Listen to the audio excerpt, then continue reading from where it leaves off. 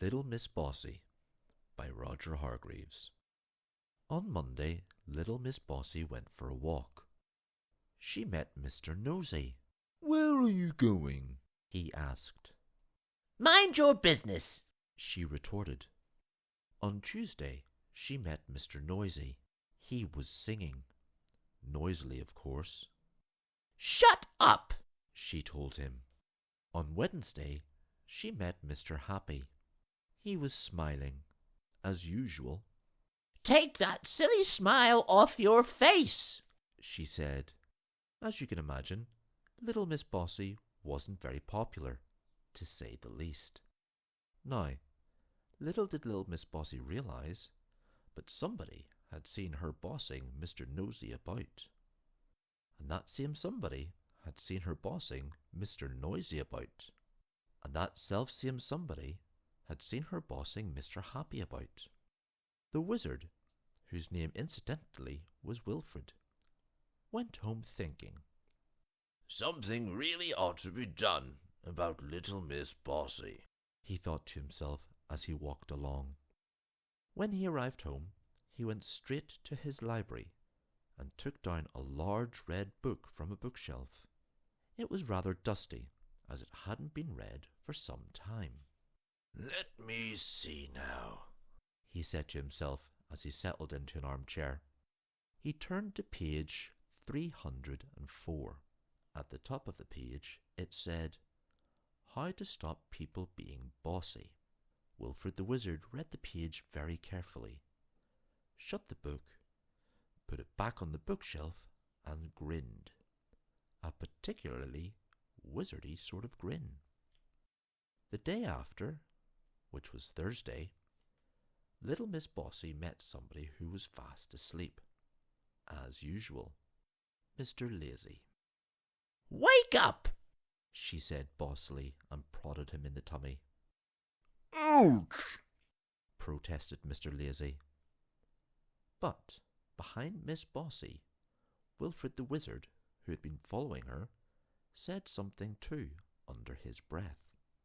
A wizardy word he'd learned from page 304. And do you know what happened?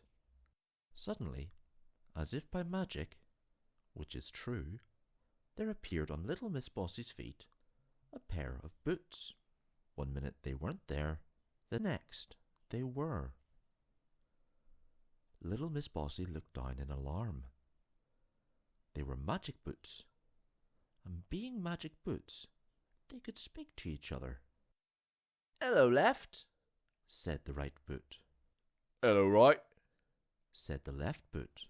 "Ready when you are," said right. "Right," said left. And off they set. Left, right, left, right, left, right, left, right. Faster and faster, marching poor little Miss Bossy along. Little Miss Bossy couldn't do a thing about it. Mr. Lazy was much amused. "Well done, Wilfred," he chuckled. Wilfred winked a wizardy wink. Those boots marched little Miss Bossy for 5 miles. She was exhausted. "Ready, left?" said the right boot.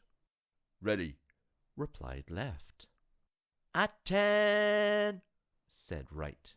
"Shun," said left, and they came to a halt. Little Miss Bossy was quite out of breath. She tried to take off her boots, but it was impossible.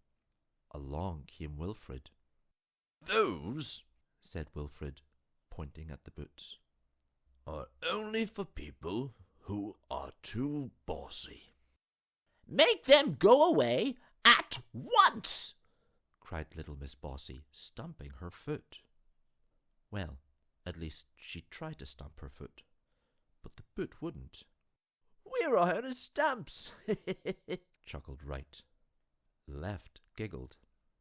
"You will do as I say," shouted little Miss Bossy. "Ready when you are," said right. "Right away," replied left. "Quick, march." and off they set again, left, right, for 10 miles, and then they stopped again, and along came Wilfred. Make these stupid boots go away! Shouted little Miss Bossy. Only if you say the magic word, replied Wilfred. Little Miss Bossy thought, and thought, and thought again. Please, she said. That's better, smiled Wilfred, and he said the wizardy word again under his breath, from page 304. The boots disappeared as if by magic. Now then, said Wilfred sternly, wagging his finger. Stop being bossy, or you know what will happen.